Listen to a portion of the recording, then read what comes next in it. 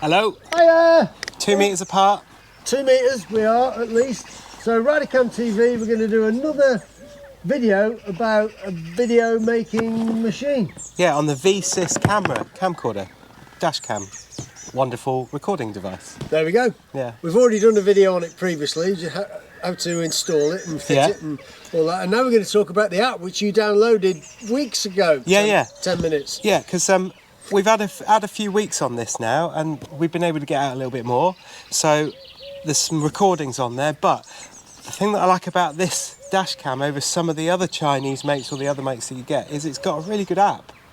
So it's all about the app, isn't it? Well, and it is these days, because you don't want to be taking out the SD card out there every 5 minutes, putting it in your computer, taking it off, then doing whatever you need to do. If you can get it on your phone, if you've had an accident and the police come or you need to show them, you can show them straight away, providing you can get power. It's really quite clever, isn't it? There you go. Yeah, so the end. Right, so we did have a couple of comments about how on earth did you fit such a big package in such a small space. They were, of course, talking about... That is another video, They were, of course, talking about this.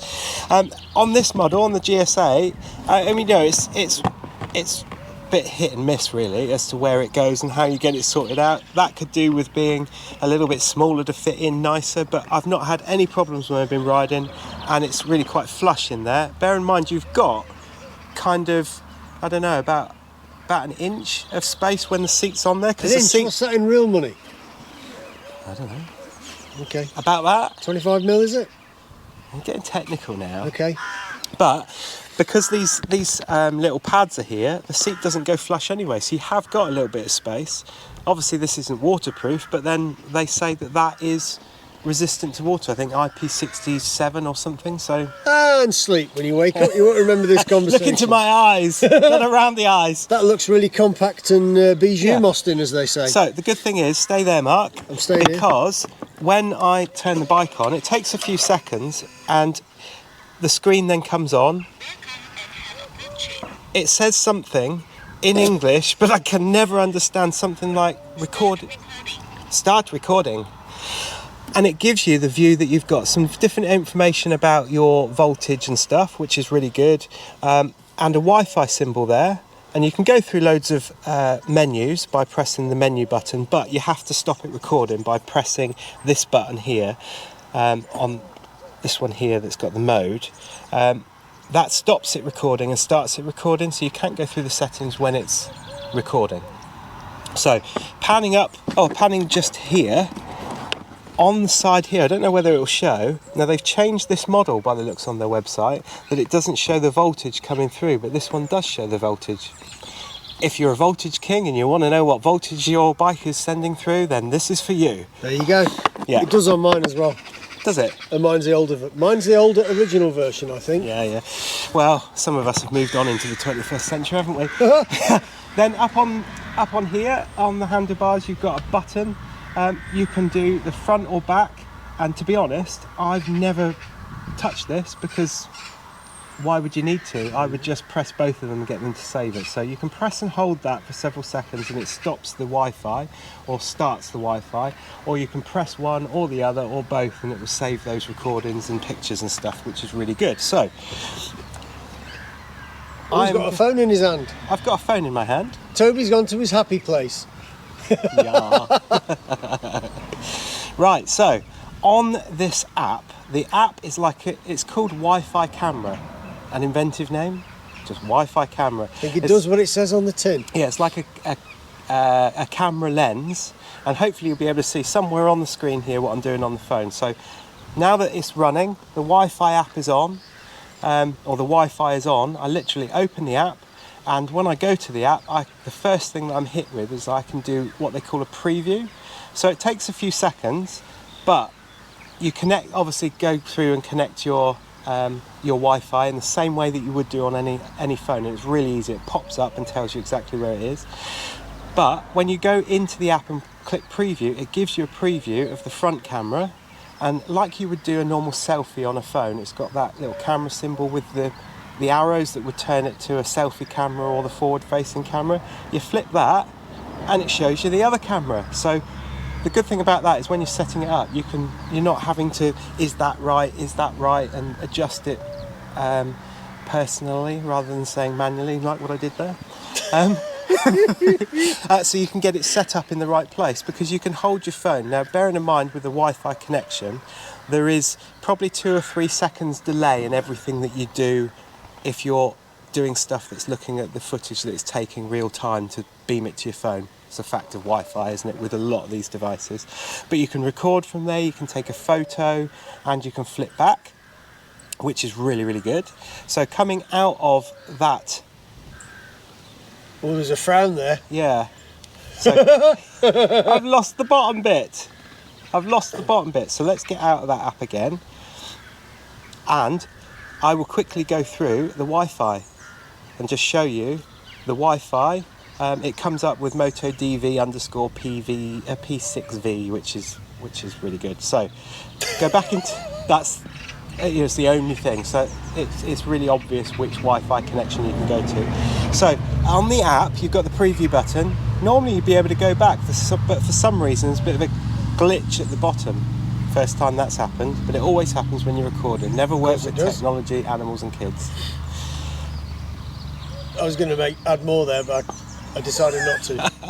So on the bottom you've got 4 icons. One says device, one's online, one's local, and one's settings. So if we go to the online, that shows you all of the footage that's been recorded on the camera in a list style, and it tells you how big it is in megabytes. Some of them are really quite big, depending on what you've got it set up to. I've got it set up recording every minute, or just a minute segment, and then overwriting, so that, what more do you need, more than 1 minute? I think mine is set for 3 minutes. Yeah, so you can have 1, 3, 5.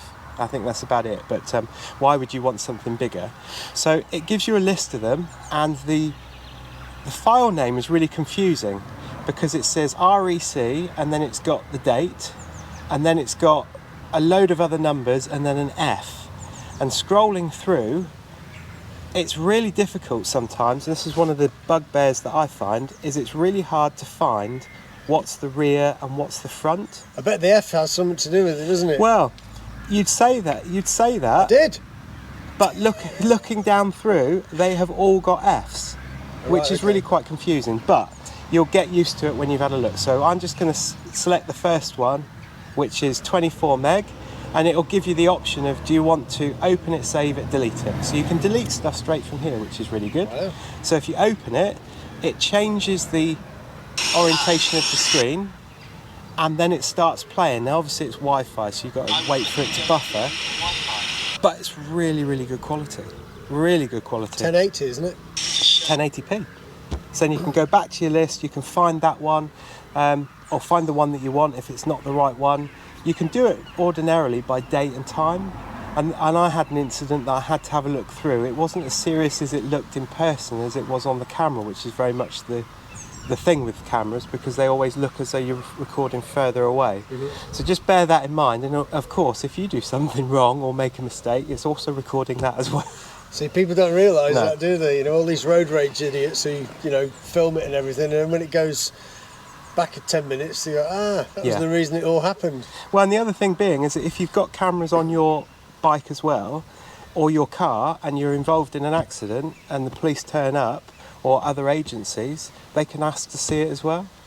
And they could seize the little card on there if it was a really serious accident, but I'm kind of guessing who would not want to help somebody if you've been at an accident and you've got recording of it.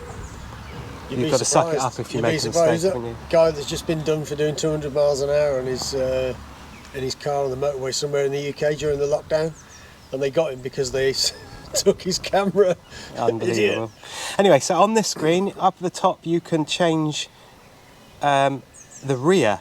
Found it. There is an icon up at the top, much like the selfie to front-facing camera up on the top, and that gives you access to all your rear videos, like the other one gave you all the front, so you just flip to and fro. Same principle, you can click one of those, and I'm going to find a tiny one because they're all like 87 meg, which is going to take some time to load, but you would pick the one that you want, it would say, do you want to open it, save it, delete it, or cancel? If you open it, it changes the orientation of the screen and then shows you that recording with the sound if you've got that on there. So going back to that screen, now bear in mind it's not an instant thing. It's pretty instant, but you're waiting for the Wi-Fi connection on the camera to keep the app updated. So there's a lot of times where you're saying please wait, but it doesn't take very long. There's up on the top right hand corner, you can edit, so you can select all of the files that you want to delete and then press delete or put them in a story. How cool is that? Very cool, apparently. Yeah. So you can kind of technically manage everything to do with the recordings from your phone, which I think is really good if you're at the side of the road and you think, I need to save that. Perhaps you've not pressed the button and you thought, I need to find where that happened. You can scrub through the video and then decide, I need to save that one and save it to your phone so you've got it, so it doesn't get overwritten. Yeah. There you go. Really bad at English. It is my first language. You'd never guess. Gibberish being your second. Yeah. So at the bottom of the phone, there's another icon that says local. Now, the local goes to what you've saved on your phone. So when you've looked at the online, which online for them is on the camera, because you're technically using Wi-Fi, so you would be online, I suppose. The local is where you can save them down to your own phone in the app. But you can select whether you want your camera roll, whether your app. And then the final icon on the right-hand side at the bottom is settings. And that takes you through, as far as I can see, nearly all the settings that you could do on the screen.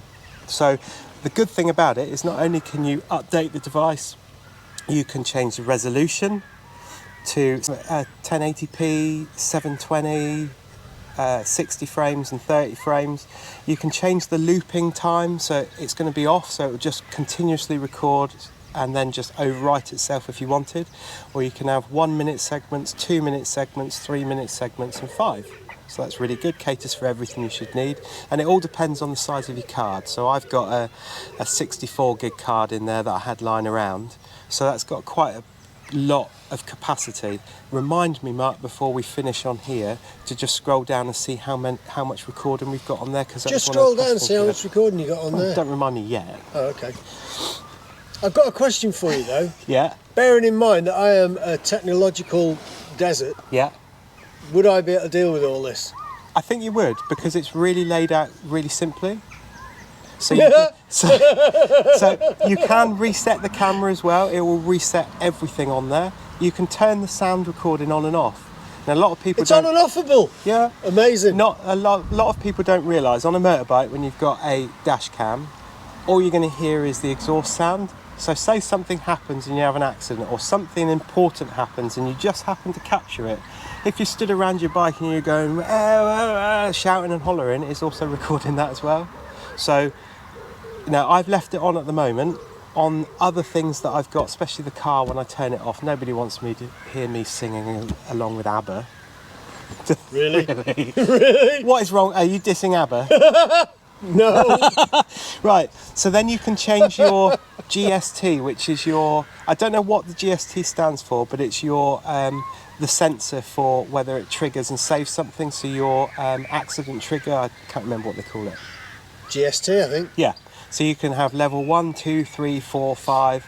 I've got mine off at the moment because I'm thinking for a motorbike, as opposed to a dash cam in a car, that sensor, G sensor, I think would be going off all the time Could on be the set bike. off all the time, especially with some of the places we ride, like on lanes and stuff. I don't want it saving and then being full. So I've turned it off so it's just continuously going over. And it just means that if I need something to be saved, I need to make sure mentally that when I get off the bike, I don't forget it. And I make sure that I go through the app. Cool. Then you can format the SD card. And you can also, on the other setting, is change the name of your Wi-Fi. So if you are struggling, say you've got 2 or 3 motorbikes and you've got the same one on each bike, it's probably going to interfere with each other and send the same signal or the same name.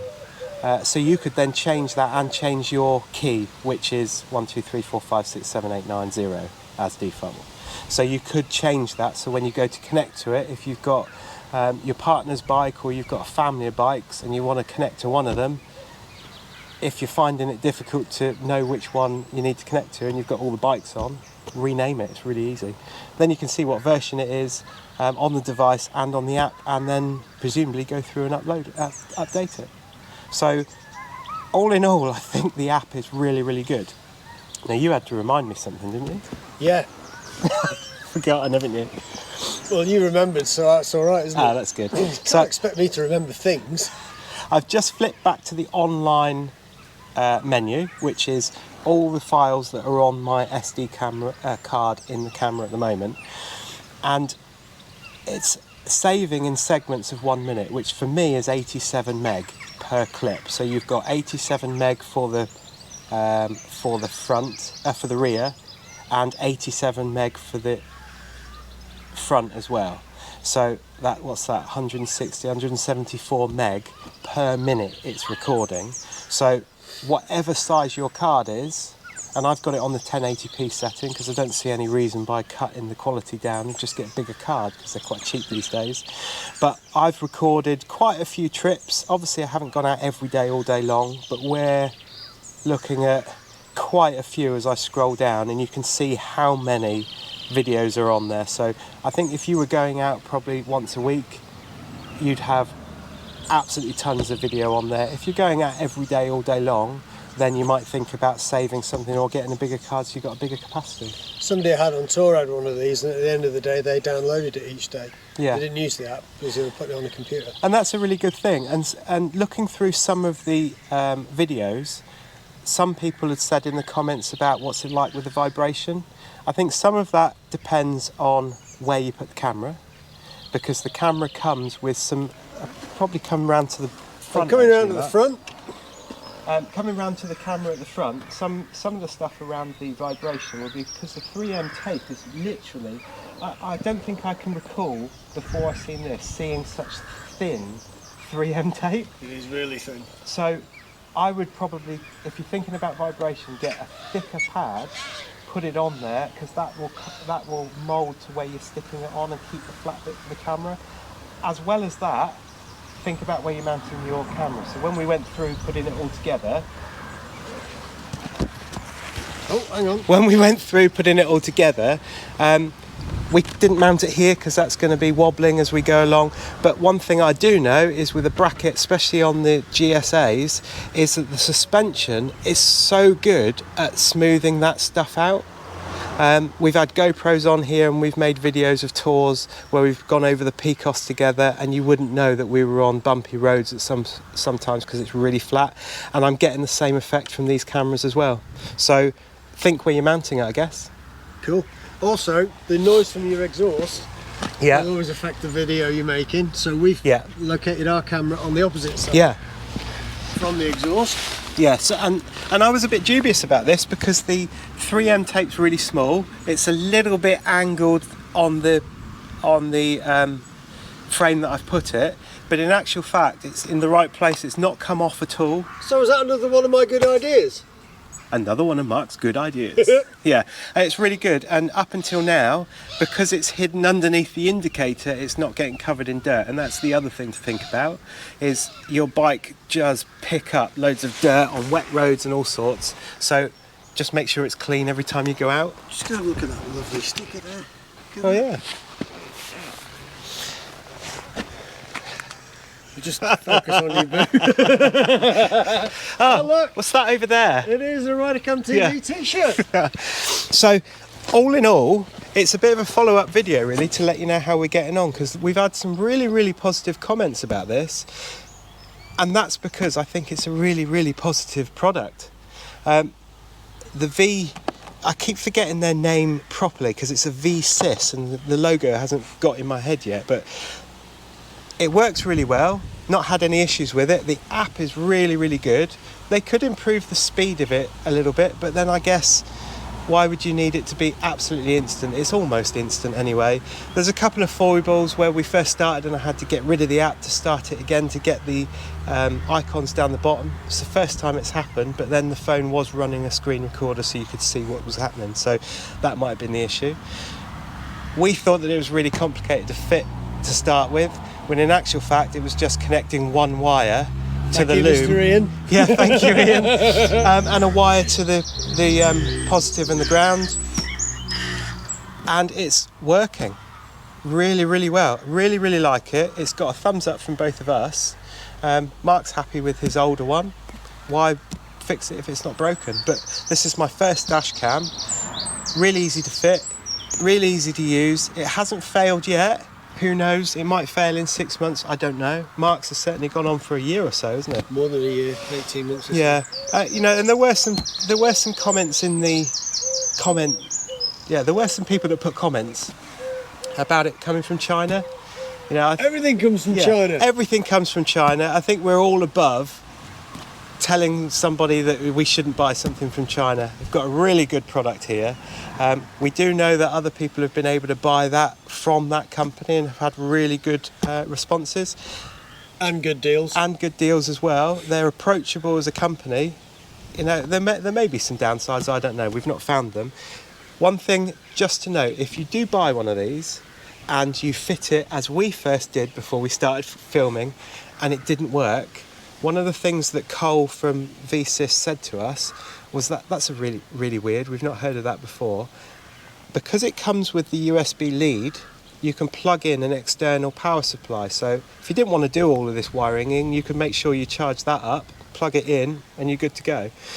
But if you use one of those external power supplies and plug it into the screen, it should fire it up, and then it will let you know whether the screen is not working, and it might solve your issue for you because it will prove to you that you're not actually in, the wiring hasn't been done right, hence our first time. So great little product. I'm going to use it for years to come on my beautiful, beautiful bike.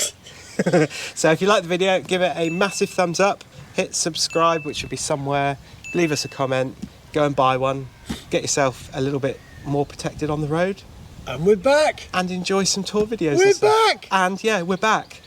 Yeah, so thanks very much for that email. We had a couple of emails through the week, not through the window, through the week, saying, are we okay? We're waiting for a next video. Just wanted to check we're okay. We are okay. Thanks very much for thinking about us, but it's just been manic. Mark's been working more hours than he cares to say, and so have I.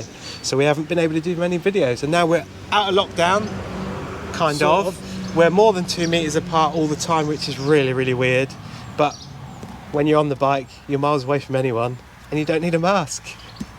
So give us a thumbs up, subscribe, and we'll see you in the next video.